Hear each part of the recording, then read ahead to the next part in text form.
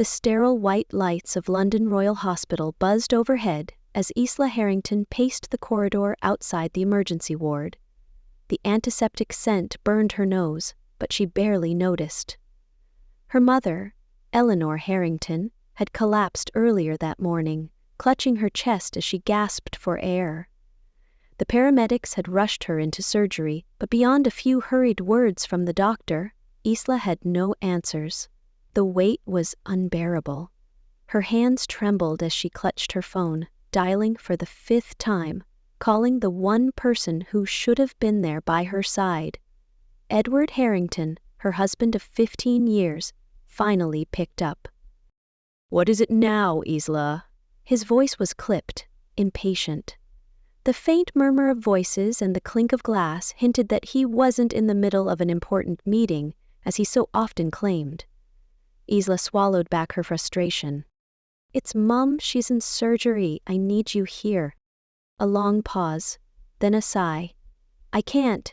I have urgent business to handle, just deal with it, Isla." The line went dead before she could respond. Isla lowered the phone, staring at the screen as the call ended. A cold wave of realization settled in her chest. Edward wasn't coming. Not now, not ever. The distance between them hadn't just grown over the years, it had become insurmountable. She had ignored the late nights, the last-minute cancelled plans, the way his gaze no longer lingered on her the way it used to. But now, standing alone in the hospital, she knew the truth. Her marriage was already over. Tucking her phone away, she sank into one of the plastic chairs in the waiting room, pressing her palms against her temples. As the minutes stretched into hours, her thoughts wandered, not to Edward, but to Harrington Grand Hotel, the heart of her family's legacy. Her mother had dedicated her life to preserving its history, just as Isla had. The hotel was more than a business. It was their home, their pride, their past and future. Yet, an unease gnawed at Isla, a whisper of doubt she could no longer silence. Edward had been acting strange for months, more secretive, more controlling. And now, at the very moment her mother's life hung in the balance, he was nowhere to be found. Something was terribly wrong, and Isla was about to find out just how deep the betrayal ran. As Isla sat in the dimly lit waiting room of London Royal Hospital, her mind drifted back to Harrington Grand Hotel, the place that had defined her family for over a century. Perched elegantly in the heart of London, the 5-star hotel was more than just a business, it was a landmark, a living testament to generations of hard work, dedication, and legacy. Built by her great-grandfather in the early 1900s, the hotel had been passed down through the Harrington family, each generation adding to its prestige and history. Isla had spent her childhood wandering its grand halls, watching her mother, Eleanor Harrington, oversee operations with a graceful but firm hand. The scent of fresh lilies in the lobby, the polished marble floors, and the glittering chandeliers felt as much a part of her as the memories they held. But Harrington Grand wasn't just about luxury, it was about family. It was the place where Isla learned the true meaning of responsibility, where she watched her parents work tirelessly to maintain its reputation. After her father passed away, Eleanor had entrusted Isla with the role of CEO, ensuring that the hotel would remain in the family's hands for generations to come. Isla had honored that promise, dedicating her life to preserving the hotel's integrity, making every decision with the family legacy in mind. Edward had once understood that, or at least she thought he did.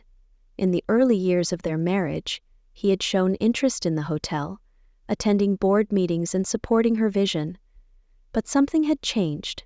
Lately, he had been asking too many questions about the hotel's finances, pushing for expansion, talking about modernization in ways that made Isla uneasy. She had ignored the warnings, trusting him as her partner. But what if he had never truly cared for the hotel at all? What if his ambitions were far greater and far more dangerous than she had ever imagined? The sharp chime of Isla's phone pulled her from her thoughts. She glanced down at the screen. A notification from the hotel's financial system. Frowning, she tapped it open, expecting nothing more than a routine update. But as she scanned the numbers, a chill crept up her spine. A large transaction had just been processed, one she hadn't authorized. The sum was staggering. Hundreds of thousands of pounds. Withdrawn from one of the hotel's reserve accounts, Isla's stomach tightened.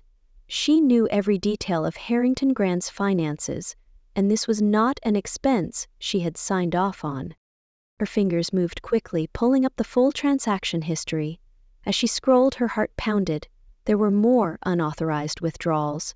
Some were small, just enough to go unnoticed, but together they added up to a fortune. Payments labeled as consulting fees and legal services had been funneled into accounts she didn't recognize. A fresh wave of unease swept over her. Edward had been growing more controlling over the financials lately, insisting on handling high-level transactions himself.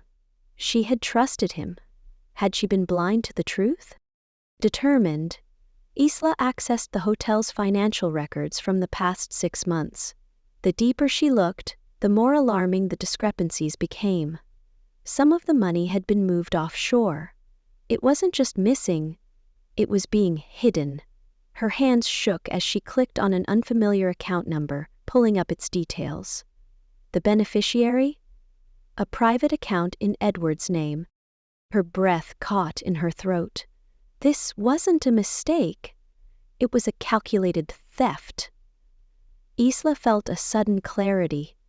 Edward wasn't just withdrawing money, he was systematically draining the hotel's resources. The realization settled like ice in her chest. But why? Just then, another email notification popped up. A contract, marked Final Agreement, Sale of Harrington Grand. Isla's vision blurred as she opened it. The name on the seller's line was clear, Edward Harrington. He wasn't just stealing money, he was selling their family's hotel, behind her back. Isla's hands trembled as she clutched her phone, staring at the sale contract that bore her husband's name. Edward was selling Harrington Grand Hotel without her consent, without her knowledge.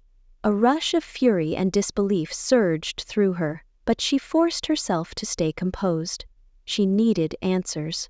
There was only one person she trusted to uncover the truth: James Lockwood, a former Scotland Yard detective turned private investigator.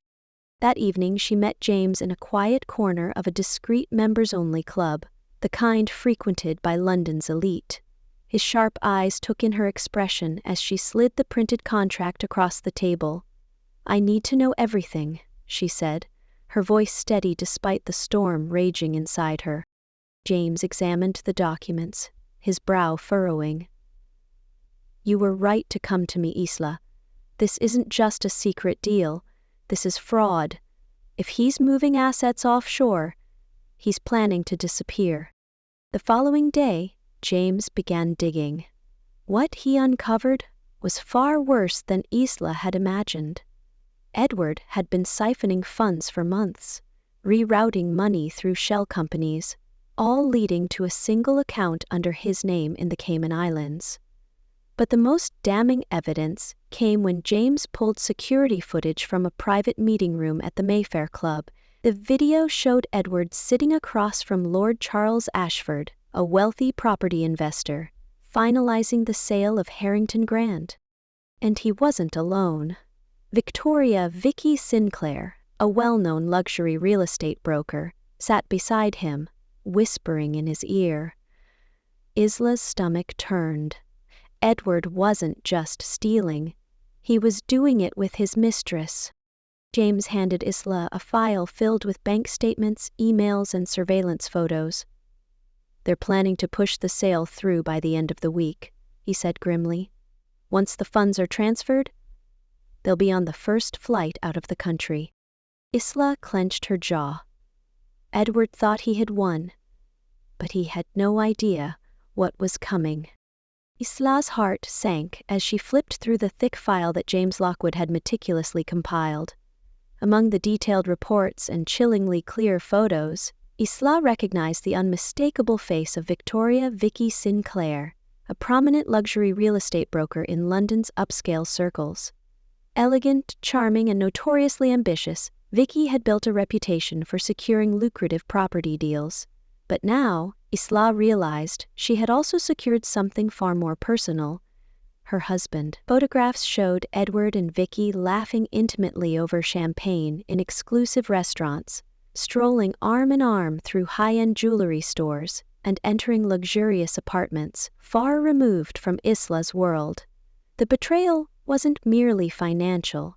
It was profoundly personal, slicing deep into Isla's core. But it wasn't just infidelity. James's investigation had uncovered alarming evidence. Edward and Vicky weren't merely having an affair. They were partners in crime, orchestrating the fraudulent sale of Harrington Grand Hotel to Lord Ashford. Vicky had been instrumental in arranging fake appraisals, falsified surveys, and inflated valuations to hasten the sale. Her respected reputation in London's elite real estate community had provided the perfect cover for their illicit activities, granting legitimacy to their forged documents and false claims. More troubling still, James discovered flight records indicating that Edward and Vicky had booked 2 first-class tickets to the Maldives, scheduled for departure in less than 24 hours from Heathrow International Airport. Bank statements showed multiple offshore transfers to private accounts, funds siphoned directly from Harrington Grand's carefully built reserves. Isla's breath hitched as she scanned the itinerary details, the lavish accommodations, and private yacht reservations, all paid up front from accounts now nearly drained dry. The meticulous nature of their escape plan chilled her to the bone. Edward and Vicky intended not only to disappear with the hotel's profits, but to vanish beyond legal reach entirely, comfortably settling abroad while leaving Isla to face the catastrophic fallout.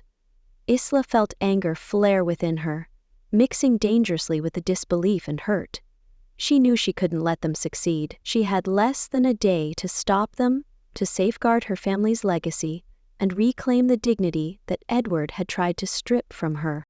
With her mind razor-sharp from the pain of betrayal, Isla knew she had to move swiftly and strategically. Edward believed he'd executed the perfect scheme, completely unaware that Isla was now one step ahead. Calling upon her deep reserves of strength, she met once again with James Lockwood, the investigator who had revealed the depth of Edward and Vicky's treachery. James advised her calmly. Confrontation alone wouldn't suffice. To ensure justice, Isla needed to outmaneuver Edward, carefully laying a trap he would unknowingly walk straight into. First, Isla contacted Detective Inspector Henry Coleman of London's Metropolitan Police Financial Crimes Unit, a trusted and seasoned detective well acquainted with fraudulent property dealings. Together, they reviewed every forged contract, financial transfer, and hidden offshore account that James had uncovered, piecing together irrefutable evidence. Isla then reached out directly to Lord Charles Ashford, the hotel's prospective buyer, arranging a discreet conversation to inform him of the fraudulent nature of Edward's deal. Ashford, startled and deeply disturbed by the revelations, agreed immediately to cooperate, withdrawing his funds and alerting his legal team to halt any further proceedings. Simultaneously, Isla retrieved copies of the trust agreement her family had established decades earlier, an airtight document that legally prohibited any sale of the Harrington Grand Hotel without explicit approval from the trust administrator, Isla herself.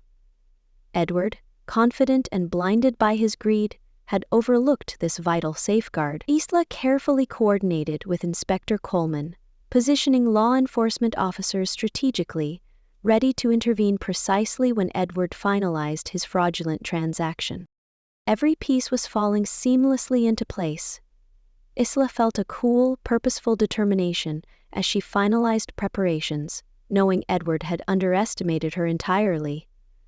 Rather than confronting him directly, she chose subtlety, letting him continue believing his carefully orchestrated escape was flawless. Edward's arrogance was his greatest weakness, blinding him from recognizing the trap closing around him. Isla's masterstroke wasn't simply exposing his betrayal, it was allowing Edward's own greed, deception, and hubris to become his undoing. Everything was now set. Edward and Vicky would soon realize their perfect escape had turned into the very trap they had unknowingly laid for themselves. Edward Harrington stood confidently in the elegant private office at the Harrington Grand Hotel, raising a crystal flute of champagne to Victoria Sinclair.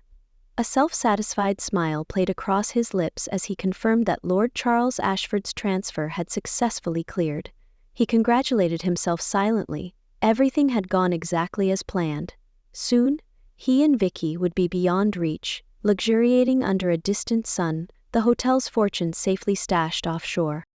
But his triumphant moment shattered abruptly when his phone buzzed insistently. The voice on the other end, Lord Ashford himself, was cold, furious, and precise.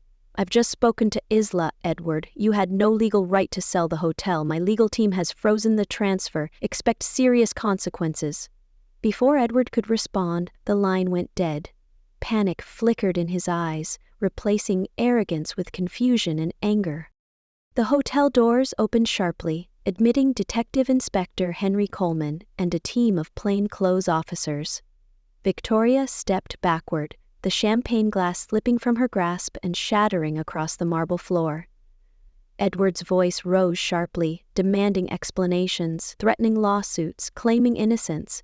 But Inspector Coleman simply raised a hand, silencing him. As he calmly explained the charges, fraud, embezzlement, forgery, conspiracy, Edward's eyes darted desperately toward the exit, calculating an escape, but the officers anticipated his move.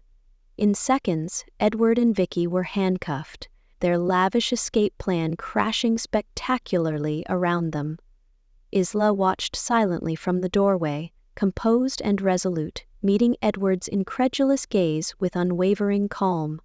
His betrayal had been devastating, yet justice now unfolded precisely as she had orchestrated. Edward's victory dissolved completely, replaced by humiliation and defeat. He had thought himself untouchable, cleverer than everyone around him, but in his ruthless arrogance, he failed to recognize the quiet strength and intelligence of the woman he'd underestimated most, Isla Harrington. 2 weeks later, Edward Harrington stood in the solemn dock of London's famed Old Bailey courthouse, a shadow of the confident man who had so brazenly betrayed his family. Beside him stood Victoria Sinclair, her designer clothes replaced by muted attire, her polished charm replaced by a pale, frightened expression. Isla sat quietly in the gallery, her spine straight, face serene, as the prosecution meticulously laid out Edward's and Victoria's extensive crimes: elaborate fraud, theft, embezzlement, forgery of legal documents, and conspiracy to defraud the Harrington family and its legacy. Edward's lawyer rose, attempting a desperate defense. "My client acted only in the interests of his wife's assets. Any irregularities were misunderstandings, not intentional deceit." The prosecutor calmly countered by revealing a devastating portfolio of evidence, compiled painstakingly by James Lockwood and the financial crimes team. Bank statements, false contracts, surveillance photos, forged documents. Each exhibit systematically dismantled Edward's flimsy defense. Lord Ashford took the stand next, openly detailing how Edward and Victoria had misrepresented the sale, using fraudulent appraisals and forged legal paperwork to manipulate him into transferring millions. Inspector Coleman testified about their planned escape, presenting travel itineraries and offshore account details, making it clear this was a meticulously premeditated criminal enterprise. Edward's face drained of color as his crimes were laid bare, exposed publicly in humiliating detail. Victoria broke first, quietly sobbing and looking away, her carefully constructed persona crumbling under scrutiny. Edward, desperate and cornered, searched the gallery and finally locked eyes with Isla, pleading silently for mercy or understanding. Isla met his gaze with unwavering strength. The truth was undeniable, their guilt clear, and the reckoning inescapable. The judge firmly remanded Edward and Victoria into custody, their bail denied, their downfall complete. Isla watched calmly as justice unfolded, knowing her family's legacy was now safe from Edward's destructive greed forever. In the weeks following the trial, a sense of peace gradually returned to Harrington Grand Hotel. Edward and Victoria were sentenced appropriately, their reputations irrevocably tarnished, their lives now confined behind prison walls. Isla Harrington, her strength renewed, focused firmly on restoring the hotel's legacy and healing the wounds caused by Edward's betrayal. Her mother, Eleanor Harrington, had recovered significantly from surgery, and now watched with quiet pride as her daughter, calmly and competently, guided the hotel back to its former glory. Unexpectedly, Lord Charles Ashford reached out again, this time with an earnest proposition. Impressed by Isla's courage and integrity during the ordeal, he no longer wished to purchase Harrington Grand outright. Instead, he offered to partner with Isla, proposing a substantial investment to renovate and modernize the property. Respectfully, Isla accepted gratefully, knowing this collaboration would secure the hotel's prestigious status for generations ahead, precisely as her parents had envisioned. The hotel soon flourished once again, its marble floors gleaming, chandeliers shimmering warmly, and guests filling its halls with cheerful laughter. Staff morale surged, inspired by Isla's unwavering leadership, resilience, and genuine dedication to preserving the Harrington family's cherished traditions. Under Isla's careful stewardship, Harrington Grand became a symbol not only of luxury and hospitality, but also of resilience, dignity, and justice. Late one evening, Isla sat beside her mother in the hotel's elegant lounge, reflecting on everything they had endured. Eleanor squeezed her daughter's hand gently, offering silent reassurance and deep gratitude. Isla knew that Edward's treachery had nearly cost them everything, but the ordeal ultimately reaffirmed their family's strength. Justice had been served completely, the family legacy was safe, and Harrington Grand Hotel stood proudly once more, a testament to the enduring power of integrity, courage, and loyalty. The story of Isla Harrington and her fight to protect the Harrington Grand Hotel teaches a profound lesson about the dangers of unchecked greed, betrayal, and the vital importance of integrity and trust. Edward's downfall highlights how selfishness and deception, though seemingly rewarding at first, ultimately lead to ruin and disgrace. He underestimated Isla, viewing her loyalty and compassion as weaknesses, never realizing these qualities were her greatest strengths. Isla's courage in the face of devastating betrayal reveals that true resilience isn't about vengeance, but rather the calm pursuit of justice and safeguarding what genuinely matters: family, legacy, and honor. The narrative also emphasizes the significance of preparedness and vigilance. The protections established by Isla's family generations earlier ensured the hotel's survival. Ultimately, Isla's story shows us that although dishonesty and betrayal can inflict deep wounds, strength of character and moral clarity will always prevail in the end. Real wealth lies not in monetary riches, but in unwavering integrity, loyalty to one's principles, and the wisdom to recognize that trust, once broken, is nearly impossible to repair. Protecting one's legacy with honesty and courage is the strongest defense against those who seek to exploit it for personal gain.